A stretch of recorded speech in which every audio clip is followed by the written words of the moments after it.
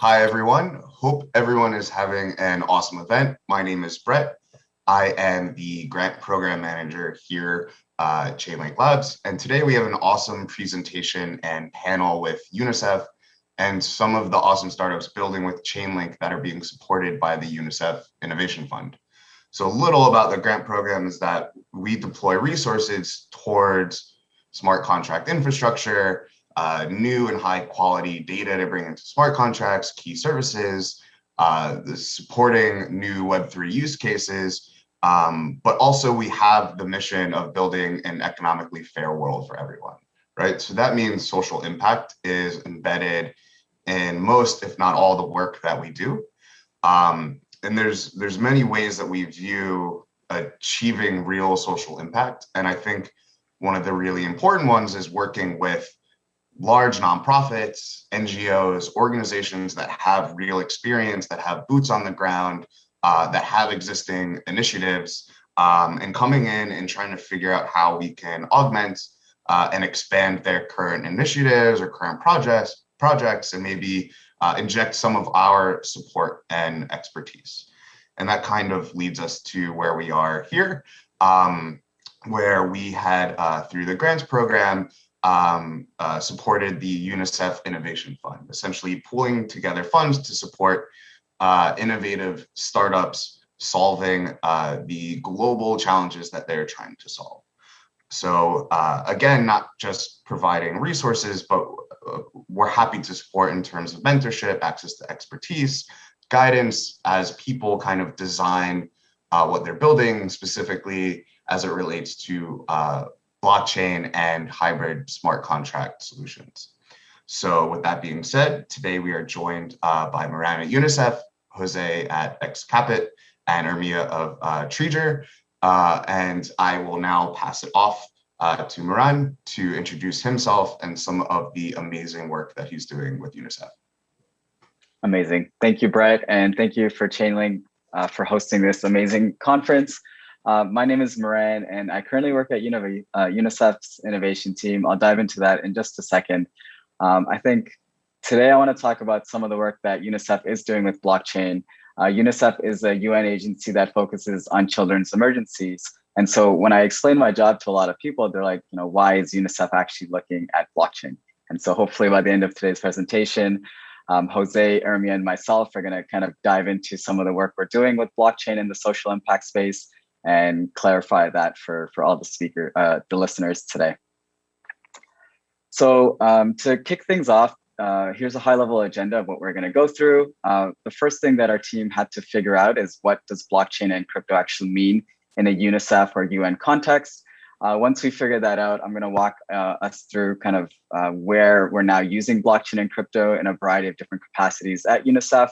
And then in 2021 and 2022 going forward, where does that journey kind of continue in the coming years? So my name is Moran. I'm currently a blockchain and crypto product manager, and I oversee a lot of the product that we're currently building at UNICEF. I previously worked at Deloitte, AMD, and Hydra One in some tech and web development capacities. At Deloitte was when I started my blockchain journey, and continued it at UNICEF over the last 2-3 years. And I did graduate at the University of Toronto with a Bachelor's of Electrical Engineering. If you want to learn more about some of my work, you can find me on Twitter. So one of the first things that we had to figure out when I joined UNICEF was, what does blockchain and crypto actually mean at UNICEF? We took note of Ethereum, we took note of Bitcoin, and we saw that a lot of information was starting to flow into these open networks. And so we started having to ask, what does that actually mean from a UNICEF context? I think one thing we realized early on was blockchain is this infrastructure that allows different parties to start hosting data in a way that no longer relies on central parties. The UN itself, we're all over the world. UNICEF is in the same area as other UN agencies, but a lot of the data that we actually deploy to do some of our work is centralized to UNICEF or centralized to another UN agency. And so a lot of the work that we do is not being done in an optimal way. And so we started exploring blockchain to be this kind of decentralized data source that can maybe accelerate or improve some of the services that the UN and UNICEF was delivering across the world. And so, we saw that Bitcoin was able to sit on blockchains to transfer value. We started looking at credentialing. We started looking at land titles as different things that could sit on these open networks and maybe improve some of the work that the UN was doing around the world. Once we kind of did a little bit more digging, we distilled it down to these three major areas that UNICEF is currently looking to explore blockchain and crypto. We saw that it was able to store information in a new way. We were able to exchange value within the UN with other networks in an innovative way. And we were able to introduce this idea of smart contracts and digitizing a lot of the manual processes that currently exist at the UN or UNICEF in some capacity. And so once we kind of came down with these definitions for the UN and UNICEF, our next question that we had to answer is how can we now take this knowledge and apply it specifically for a UNICEF mission? And so we kind of dove deeper. We started looking at all of the different service lines that we have at UNICEF. We focus in the education space. We distribute resources like vaccines and funds around the world to kind of tackle children emergencies or other types of emergencies around the world. And so a lot of the work came down to these three major areas. And so the first one was to redefine how we're actually distributing resources with new finance models. So, is it decentralized finance? Is it something else that blockchain and crypto is introducing that UNICEF can now kind of leverage for some of the work that it's doing? Moving a lot of the data that is normally centralized or hidden behind, passwords and different data infrastructures and keeping it on an open infrastructure like the Bitcoin or Ethereum blockchain and kind of seeing the benefits of having these open networks deal with new types of data that maybe can improve some of the services that we give. And then, with a lot of the value that's being moved on these open blockchain networks, can we leverage the broader community outside of the UN to see if they can play a bigger role in some of the work that the UN and UNICEF does through the creation of open source digital public goods? Over the next few slides, I'll talk about some of the work that we have done at UNICEF to talk through our journey and how we got to the specific things that we're currently pursuing this year and the years to come. Back in 2015, so this was before I joined, we started from our innovation team just looking at blockchain in a very sporadic and random fashion. They looked at the Bitcoin blockchain. They saw that value was able to move from one country to another country without the need of banks. Our team started asking, what other types of information can we start capturing on these blockchain networks? And so UNICEF works with people around the world. A lot of people are displaced or kind of lose data along their journeys. And so one of the early areas that we looked at was, can we quantify a person's identity using these open networks in some capacity? That exploration was early stage. And so, I think we realized that there was still a lot of innovation on a UX perspective and a technology perspective before we actually could invest more efforts into this. But we also learned that, the blockchain space and the crypto space is very vast. And so we probably need to get a dedicated team to focus on this in the rigor that it deserves. And so over the next few years, we started liaising with our internal teams. We started working with our other UNICEF offices. And then in late 2018, we actually spun up a blockchain team within UNICEF to then focus a lot of the efforts that were kind of sporadically popping up within our Office of Innovation. When we joined in 2018, so it was myself and a few other folks, the key thing that we started to realize was, a lot of UN agencies, a lot of people within UNICEF, a lot of people in the social impact space are starting to look at blockchain. Let's figure out what are the fundamentals that people need to know so that they can actually apply this technology to the work that they're doing. So we launched a learning series. We were engaging very closely with a lot of UN agencies and other UNICEF offices to kind of distill down the information that is all over the place within the blockchain ecosystem for it to be relevant to the UN ecosystem. And the other thing that we started realizing was transferring value was just one type of use case that blockchains enabled. There's companies looking at supply chains, identity, token economics, and for our small team to tackle all of it at the same time was going to be very cumbersome. And so with our innovation fund, we started making investments into blockchain startups around the world so that they can, in parallel to some of the work that UNICEF Innovation Team was doing, could also pursue. And so I'll dive into some of the work that our blockchain companies are doing. And we have Jose and Ermia from some of the investments that we've made this year as well to talk to some of the work that we get to explore through their startups too. We also work with other UNICEF offices around the world. They're very curious to apply technologies in the contexts that are relevant in their countries.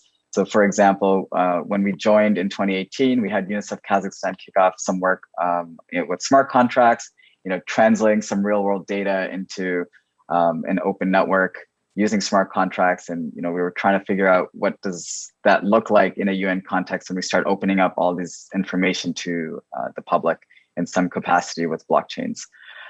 Some of the internal discussions that we had led us to creating something called the Crypto Fund. So before the Crypto Fund existed, UNICEF and the UN ecosystem was just unable to hold, accept, and spend cryptocurrencies like Bitcoin and Ether. And so in late 2019, we worked with the Ethereum Foundation to set up the initial pilot of the Crypto Fund so that companies like Chainlink could make investments or donations to UNICEF using cryptocurrencies for the future. And yeah, I'll dive into some of the other stuff that we're doing now in a bit. But yeah, this was kind of like our journey in the crypto and blockchain space over the last few years. We did a lot of different things, but some of the things that have started to stick on the innovation team and across the UN is kind of using blockchains for a credentialing or ID system in some capacity. So, we did explorations with tokens. We did explorations with certificates. We looked at open networks like Ethereum and IPFS just to figure out, can we create credentials for people in a way that does not disappear if organizations get spun down or people get displaced. They will always have access to credentials. And I think that was a result of a lot of the learning that was happening. A lot of people were interested in kind of understanding blockchain from a perspective that was beyond just value. And so, the certificates and badging systems that we've created within UNICEF over the last few years have become one of the products that we're currently driving to validate, open networks can be used to store some level of information that can be relevant to the people that we work with. To dive in a little bit closer to some of the work that we're doing in relation to the Crypto Fund, back in 2019, when we did launch the fund, the kind of nuance that we had to create within our ecosystem was creating a system within UNICEF to get crypto from our donors and then also spend the crypto in some capacity. UNICEF doesn't want to hold the crypto for a very long time. And so we did a lot of consultation with our legal team, our supply team, our accounting teams. And the model that we kind of put in place is we have something called the UNICEF National Committee, which raises funds on behalf of UNICEF headquarters, take crypto, and then they send the crypto to the innovation team. And then our innovation team has a cohort of startups that we can disperse crypto into. And I think Jose and Ermia may touch on that a little bit later on today. And so our initial prototype was just taking some Ether, taking some Bitcoin and sending it in 3 different countries around the world. Some of them are blockchain based, some of them are not. And so a lot of the cool conversations that we get to have with our startups is, if you want to accept crypto, if you want to pay your employees in crypto, how do you set up wallets? How do you manage your funds? Can we use decentralized finance? And so UNICEF gets to play this interesting role with, companies around the world that are looking to start interacting with cryptocurrencies. Through that exploration, we were able to kind of identify some of the things that are required for public sector organizations to actually use crypto. We realized that there's 3 audiences within, a UN context that might be interested in some of the work that we do.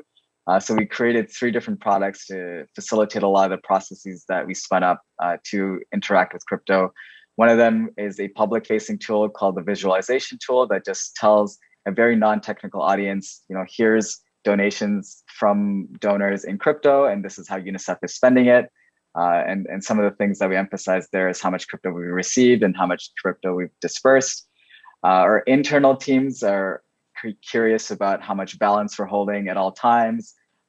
What's the US dollar equivalent of when we're receiving and spending crypto? And so we have something called the portfolio tool that our accounting teams or our supply teams are using to kind of keep track of individual wallets, sign-offs, and all that kind of stuff. And then we have some research that we've done in the custody space to kind of facilitate a lot of the technical processes that are required to hold, accept, and spend crypto in some capacity. And so we're using a lot of open source tools to facilitate these processes. And I think with these tools now, UNICEF is uniquely positioned to liaise with other UN offices and other governments around the world to, I guess, figure out for them how they can start using crypto in the same manner that UNICEF is using crypto as well. And the last thing that I'll kind of just touch on with a lot of the work that we've done over the last few years is we've done a lot of UN engagement in the last few years as well. And so UNICEF does have one of the larger innovation teams. And so when we were researching smart contracts, crypto fundamentals, blockchain fundamentals, we were in a good position to start streamlining and consolidating a lot of this information. And so we spun up a lot of different tools and products to kind of accelerate the learnings for a lot of other UN agencies as well. And so some of the things that I'd like to highlight, we launched a platform called the Atrium, which is an interagency web platform for us to share resources, share projects, white papers, code that we were all working on in the crypto and blockchain space, so that if another UN agency is interested, they can jump onto the Atrium and start learning without a lot of the headache that a lot of people that are new to the blockchain space may encounter. We created something called the practical guide, which talks about blockchain specifically in a UN context. Do you need to use blockchain for your project? Do you not need to use blockchain? What is blockchain? A lot of these questions that people have in the UN agencies are answered by this practical paper, and we made it available through the Atrium platform that we created. And then our team is in a bunch of different working groups. So we have active discussions with other UN agencies, with banks and governments around the world to talk about a variety of different things. Through that, we've developed learning courses as well, and we're continuing to run these courses to streamline this information that is typically cumbersome to jump through if you don't know where to start. Yeah, so now I want to just quickly dive into some of the work that we're doing right now and some of the work that's coming up. I think over the last few years, UNICEF had to dive into the blockchain space and figure out what its role was going to be. And now that we've started to get a little bit more mature in our product development and kind of our place in the UN around how we're going to be pushing a lot of our blockchain innovation forward, some of the work that we're doing right now and some of the work that's coming up is related to just helping other UN agencies and other UNICEF country offices figure out how crypto and blockchain may be relevant to them, whether it's credentialing, transferring value, creating smart contracts. I think UNICEF is driving a lot of these discussions with some of the teams that we work with. Right now, our crypto fund is very, I guess, specific in what it can do. So it can receive funds from donors and then it can invest in startups. We're looking to expand some of the spending criteria that we have. So can we eventually pay employees? Can we pay other UNICEF country offices to explore blockchain with the crypto that we're receiving? And so we're kind of expanding some of our work with the crypto fund. And then we're with the working groups that we're a part of, we're also working with a lot of different banks and governments and a lot of the research that they're driving. And so we're seeing, banks and governments drive work in various capacities, and UNICEF is trying to figure out what's their role there. So if countries start issuing stable coins, how does UNICEF, interact with them? Is it with their crypto fund? Is it another mechanism that's in place? We're starting to do a lot of these different things as well. I just want to briefly touch on our innovation fund before I hand it off to our startups. So UNICEF has the innovation fund that we've used to make investments in startups around the world. We make investments up to 100K for, I guess, our startups to explore these new technologies in ways that are relevant to the areas that they're working in. And so we initially made investments in US dollar, but we started making investments in Ether and Bitcoin as well. And that allows UNICEF to explore a lot of these different technologies in a variety of different contexts. Because we're at a blockchain conference, I'll talk about some of the blockchain investments that we've made in the past few years. We had our first cohort back in 2018, and I think we just kind of invested in a bunch of random companies to see, what sticks in a UNICEF context. And so we did everything from certifications to supply chains, representing pharmaceuticals, seeing if investments and funding can be reinvented. I think through that exploration, we've now become a little bit more focused with our second blockchain cohort. Now we're focusing more on financial inclusion. I think those are where a lot of the UX and user experiences have improved in the blockchain ecosystem. And so now the startups that we've funded are going to be focusing on that. And so our blockchain cohort is listed on this slide. So we have Treasure and XCapit today that'll talk about some of the work that they're doing and how Chainlink is in a position to help them improve some of the financial inclusion challenges that we see around the world. So I'll kind of leave it there for now. If you are interested in learning more, you can find us on Twitter at UNICEF Innovate, or you can find me on Twitter as well. I tweet about some of the work that we do as well. So I'll hand it off now to Urmia, who is from Treasure, to talk about some of the work that he's doing for blockchain. Thank you. Thank you, Mehran. Hello, it's Urmia. I'm the founder of Treasure Protocol, and today I'm going to talk more about what Treasure Protocol is and how we are exploring different ways to use Chainlink in our ecosystem. So let me share my screen. Yeah, we have it here. So let's go to Treasure Protocol. Treasure is an open protocol that connects tree funders to rural planters worldwide. And we are experimenting with cutting edge concepts such as DeFi, decentralized finance, NFTs, and also smart contracts to explore new opportunities for climate finance and rural development. In its simplest form, Treasure connects tree funders and tree planters. So funders get the credit of their action in the form of some kind of climate credit, and also planters are rewarded with the same funding. The protocol can safely transfer money to the last person involved in forest conservation and tree plantation, even in the unbanked region in the world. So next month, we are going to launch the public beta of the protocol. This is what you see if you go there. You will have a dashboard to manage your forest as a founder. And the interesting thing is that each of those trees are an NFT. They can be transferred. They can be owned in their user's wallet as a collectible asset. And with this, we are also able to explore even further opportunities, like, for example, giving loans to those founders in the form of using, for example, NFTs as a collateral. And we're using different concepts to experiment how we can use these tools for climate finance. So we are exploring different areas to see how we can use Chainlink solutions for Treasure. The first thing that we realized that can help us was the VRF, the randomness solution that Chainlink provides to startups. Next month, we are going to release our Genesis collection, which is the first 10,000 trees in Treasure. And they are being, the symbol of these NFTs are being randomly generated. So to randomize the attributes of those trees, we are going to use the randomness solution. But to make it clear, those trees are connected to real trees. Like those symbolic and visual attributes are something that are like in the digital world, and at the same time in the real world, those trees, each of those NFTs are connected to one real tree, and they work as a dynamic NFT as the planters update their status over time.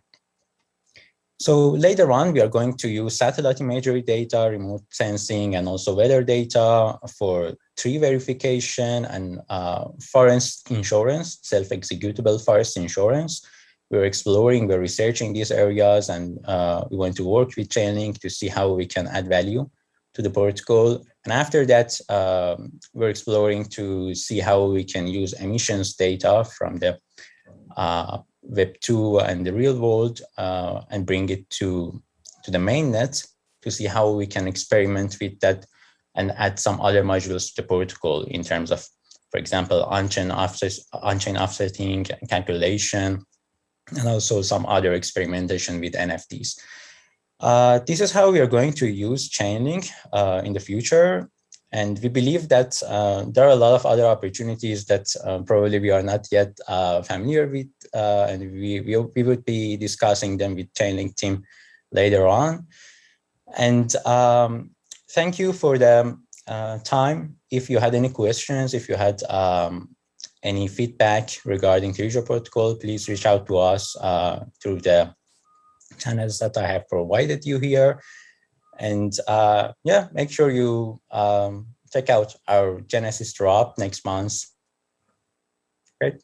Now I think we have Jose and Antonella from Exabit, and we can, yeah, hand in the presentation. Thank you, Ermia. It's really interesting to see like real world data get translated over to the blockchain space. So thank you for sharing. I think Jose, you guys have done this as well in some capacity. So excited to learn from some of the work that you've done with XCapit. Well, thank you for the presentation. Thank you for the Chainlink team, and also to Meran and the UNICEF Innovation Fund. Actually, we feel honored to be here and also to tell you more about XCapit. Actually, our company started with one real huge pain. Actually, financial education was really low in the emerging markets. And we tried to reach out and to solve that huge problem that actually impacts on how people feel and how people fulfill in their lives. We aim to revolutionize the way we interact with money. And we found out that actually blockchain and AI could make that possible.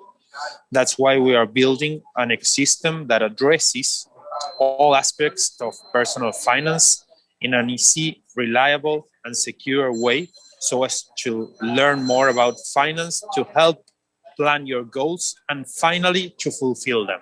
So if we help you invest, we help you save, we help you learn, and even we help you donate in a transparent way, we know that that will become into an engine of human well-being.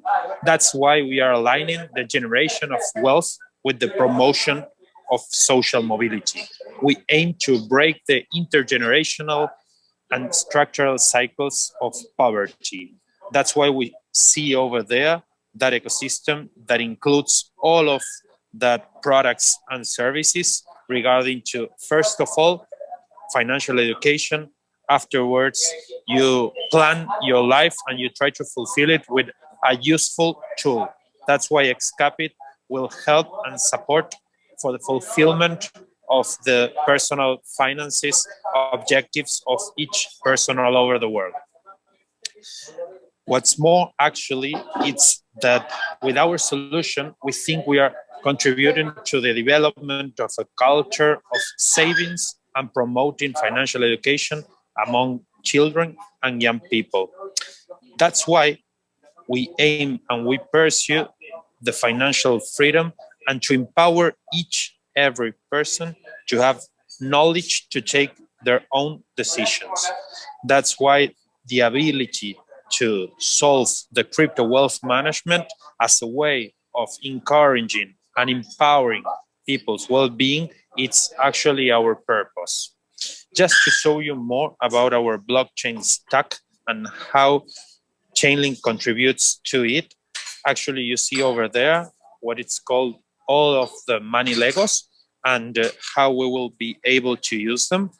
If you see over there, you have some protocols regarding lendings, regarding liquidity pools, regarding vaults of investment, and all of that needs and precise to be accurate regarding the information.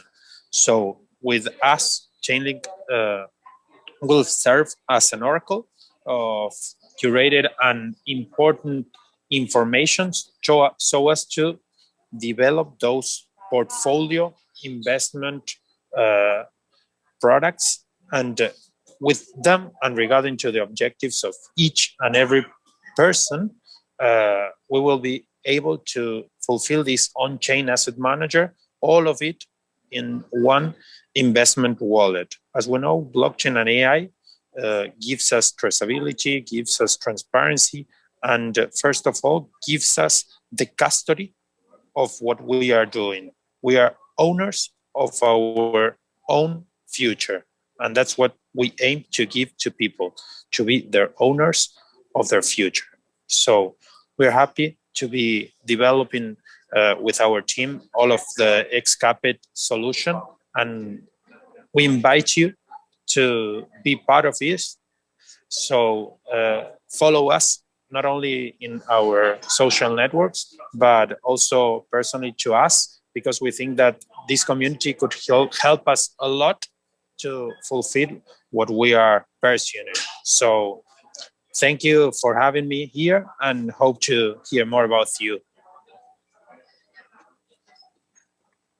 Thank you, Jose. That was great. I'm going to hand it back to Brett now. I think he's going to be wrapping up today's presentation. Thanks all. Awesome. So yeah, I think those are awesome presentations. Jose, Antonella, Xcapit, Ermia, Treger. I think it's really, really exciting to see the specific use cases that Chainlink and Chainlink oracles can kind of help create. And it's really exciting to see them go towards things that could impact essentially the betterment of humanity, right? So I just want to say thanks again for those awesome presentations. Thanks for building with Chainlink.